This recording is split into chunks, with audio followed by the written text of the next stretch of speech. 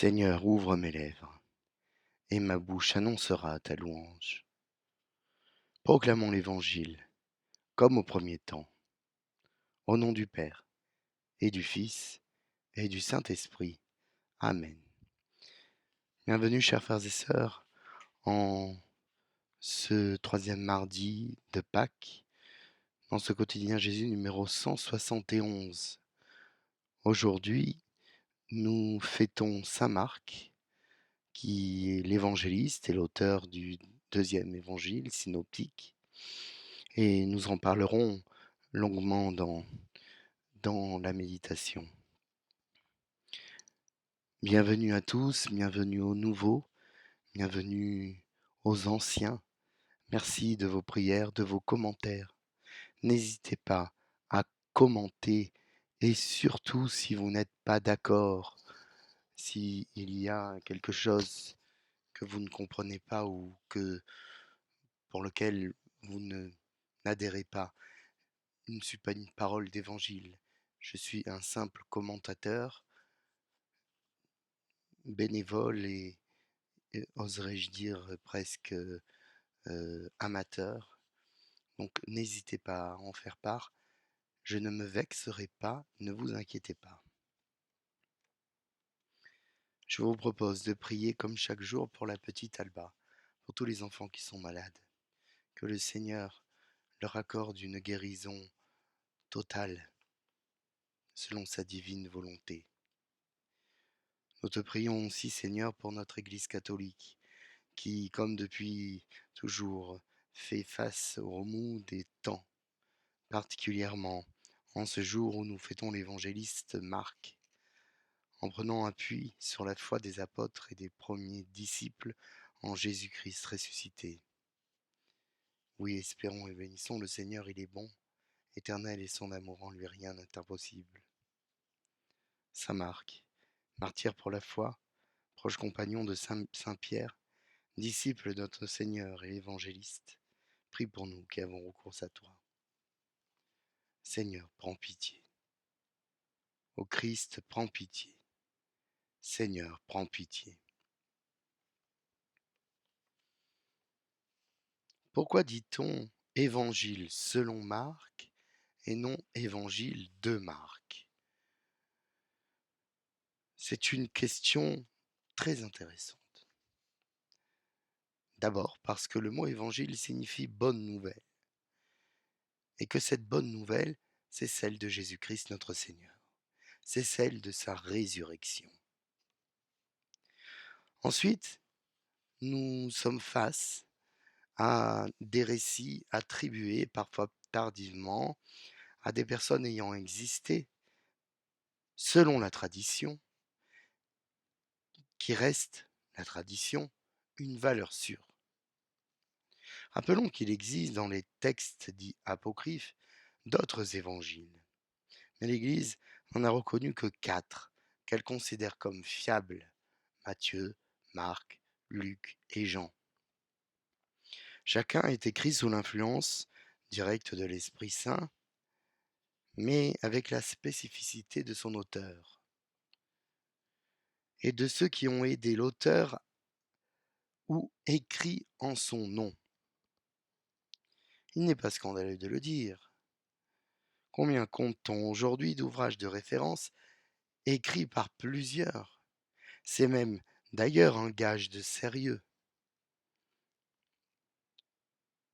Même les traductions de la Bible, pour beaucoup, sont de plusieurs mains. La Bible de Jérusalem, la Bible œcuménique, la Bible liturgique.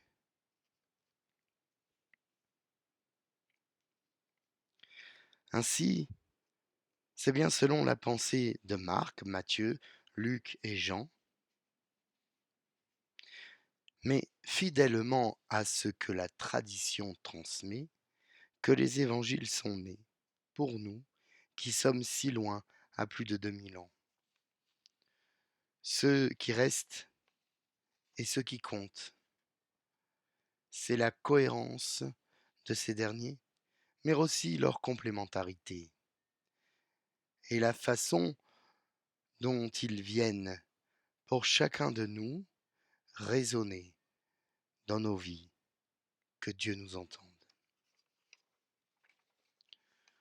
Aujourd'hui, dans la liturgie, nous pouvons lire ce passage de la première lettre de Pierre apôtre, dans laquelle Pierre identifie Marc. D'ailleurs, d'abord, il nous met en garde, soyez sobres, veillez. Votre adversaire, le diable, comme un lion rugissant, rôde, cherchant à le dévorer. Qui dévorer? Résistez-lui avec la force de la foi, car vous savez que tous vos frères de par le monde sont en butte aux mêmes souffrances. Après que vous aurez souffert un peu de temps, le Dieu de toute grâce, lui qui dans le Christ Jésus vous a appelé à sa gloire éternelle, vous rétablira par lui-même, vous affermira, vous fortifiera, vous rendra inébranlable. Et là, il signe la communauté qui est à Babylone, choisie comme vous par Dieu, vous salue, ainsi que Marc, mon fils.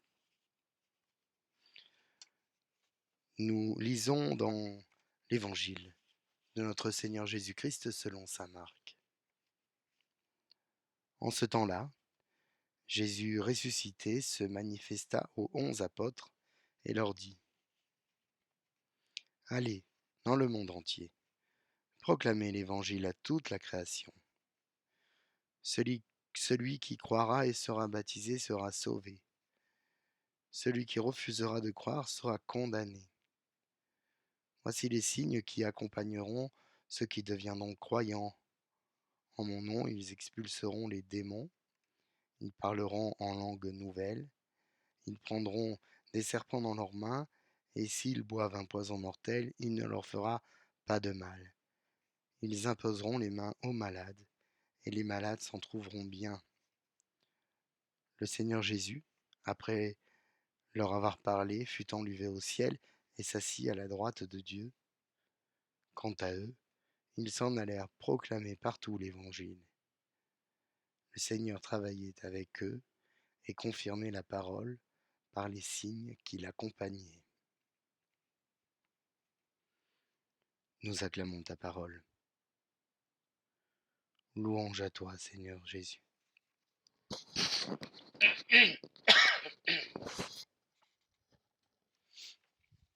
En ce jour donc que nous fêtons saint Marc, l'évangéliste,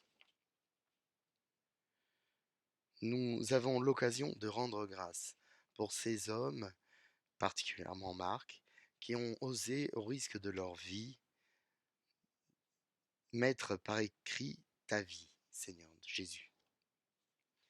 La vérité, c'est que personne ne l'avait fait avant, que les sources sont très pauvres, à part quelques lignes d'historiens de l'époque, et qu'on se demande pourquoi existe-t-il autant de temps entre ta mort, ta résurrection et les premiers écrits.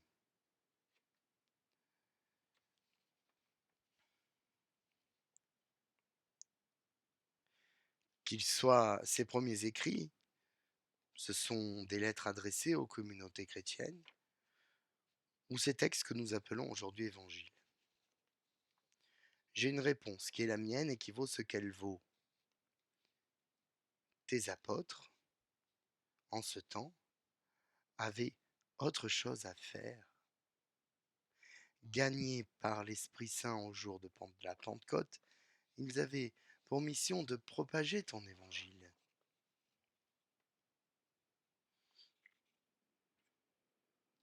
C'est-à-dire de propager la bonne nouvelle de la résurrection et de faire face aux difficultés et aux problèmes que les premières communautés ont rencontrés entre elles et face aux autres. Le surnommé Marc, c'est le juif Jean, très proche de Pierre, qui n'hésite pas à dire de lui qu'il est son fils. Évidemment, c'est pas son fils direct, mais il le considère comme son fils spirituel. Il signifie ainsi leur grande proximité. Il le légitimise d'une certaine façon.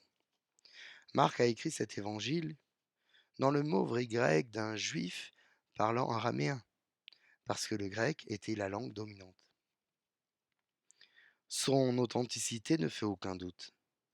C'est un évangile très précoce, peut-être le premier, écrit selon la tradition orale de l'apôtre qui n'a rien raté de ta vie, Saint Pierre, celui sur qui l'Église s'érige, premier pape a posteriori de l'histoire. Si nous parlons aujourd'hui de Saint Marc, c'est pour que cet évangile remarquable, à bien des égards, l'un des premiers textes à révéler ta vie et tes mots, parce qu'écrit dans l'urgence de cette communauté chrétienne nouvelle, soit compréhensible de nous. Ce texte, sans cette fébrilité des premiers chrétiens qui ont vécu ta mort, ta résurrection, ton ascension et l'effusion de l'Esprit Saint. Il est court, concis et va à l'essentiel. Il est centré sur ta personne, Jésus, et répond à cette question. Qui est Jésus le Nazaréen, dit Jésus-Christ? Cet évangile, par son côté bref, nous le proposons souvent aux jeunes. Jésus-Christ,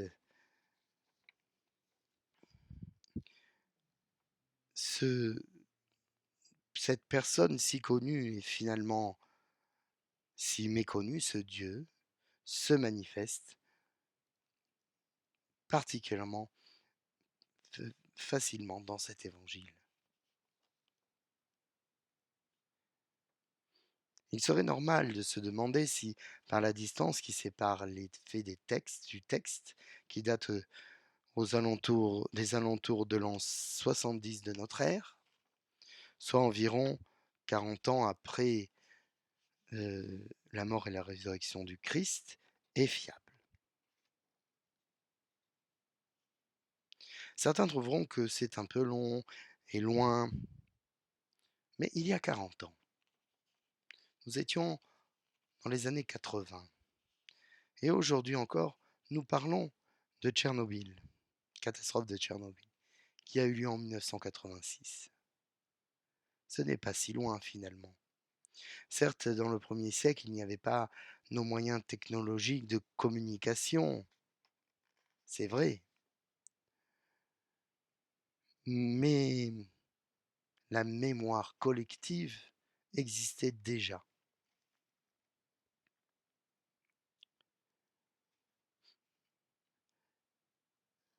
D'abord, les chercheurs s'accordent sur un fait, c'est l'existence d'une source sémitique, appelée la source Q, dans laquelle les faits de ta vie, Seigneur, étaient répertoriés, sans doute sommairement. Puis il y a ce qu'on appelle la tradition orale de ces premières communautés chrétiennes qui répétaient dans leurs célébrations, mot pour mot, tes phrases. Ces répétitions, mot pour mot, sont très fiables. Mais ne cherchons pas trop loin. C'est bien l'Esprit Saint, il n'en faut pas douter, qui est le véritable auteur de tous les évangiles. Par son action, par sa présence, il donne l'inspiration, la force et le courage à Marc de retranscrire les mots de Pierre et les images que peut-être lui-même a vues. Pierre les a vues, peut-être que Marc, disciple, les a vues aussi.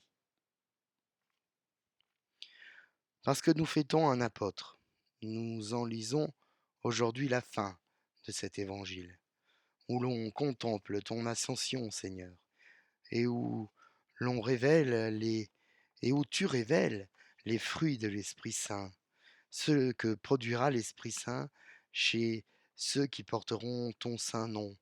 Car à ta suite, les apôtres et les saints pourront guérir, libérer, exorciser, gagnant sur le malin. C'est dans toutes les langues qui parleront au monde. Par le baptême, ils seront sauvés, et eux, ils sauveront à leur tour les autres. Et toi, tu marcheras avec eux pour la proclamation de cette bonne nouvelle qu'est ta résurrection sur la mort, qu'est la victoire de la vie sur la mort. S'il est passionnant d'étudier l'exégèse et l'historicité des Saintes Écritures, si la traduction de ces dernières l'est encore plus, oui, la traduction des Saintes Écritures est passionnante et complexe, eh bien nous devons de façon urgente relire ces lignes au regard de nos temps. Car nous sommes ceux-là. Oui, nous sommes ces chrétiens qui continuent de te faire connaître et de vivre par toi. Nous sommes ces chrétiens en terre de mission sur leur propre sol, dans leur propre vie. Notre vie est difficile. Il y a la mort, les maladies, les difficultés, la guerre, le réchauffement du climat, les scandales terribles de la pédocriminalité globale, et particulièrement immonde lorsqu'elle vient de l'Église catholique. Il y a les troubles sociaux et sociétaux, la flambée des prix, la violence de la rue et la violence des dirigeants, leurs décisions qui ne sont pas les nôtres mais qui changent nos vies. Mais nous sommes ces chrétiens qui ne sont pas dupes et qui, avec lucidité, plaçons notre espérance là où nous devons la placer, en toi, Seigneur, notre seul, notre unique, notre tout, notre Dieu miséricordieux. Proclamons l'Évangile comme au premier temps. Amen. Alléluia. Prions. De l'office des lectures dans le traité de saint Irénée de Lyon contre les hérésies. Voici un extrait. Même si dans le monde les dialectes diffèrent, la vertu de la tradition n'en est pas moins une et identique. Oui, on peut avoir des langues différentes, des traductions différentes, des voix différentes. La tradition nous permet de garder une unité, non pas le traditionnalisme, la tradition, la sainte tradition. Dieu, qui a confié à l'évangéliste Saint Marc la mission de proclamer la bonne nouvelle, accorde-nous de si bien profiter de son enseignement que nous marchions sur les traces du Christ, lui qui règne pour les siècles et des siècles. Amen.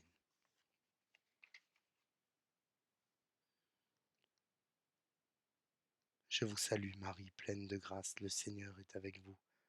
Vous êtes bénie entre toutes les femmes, et Jésus, le fruit de vos entrailles, est béni.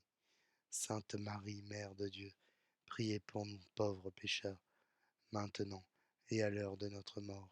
Amen. Gloire au Père, au Fils, au Saint-Esprit, comme il était au commencement, maintenant et toujours, pour des siècles et des siècles. Amen. Ô mon Jésus, pardonne-nous nos péchés, préserve-nous du feu de l'enfer, et conduis au ciel toutes les âmes, surtout celles qui ont le plus besoin de ta divine miséricorde. Bon mardi, chers frères et sœurs, bonne journée dans le Christ. Ensemble, demandons au Seigneur de nous bénir pour commencer cette journée, lui qui est Père, Fils, Saint-Esprit. Amen.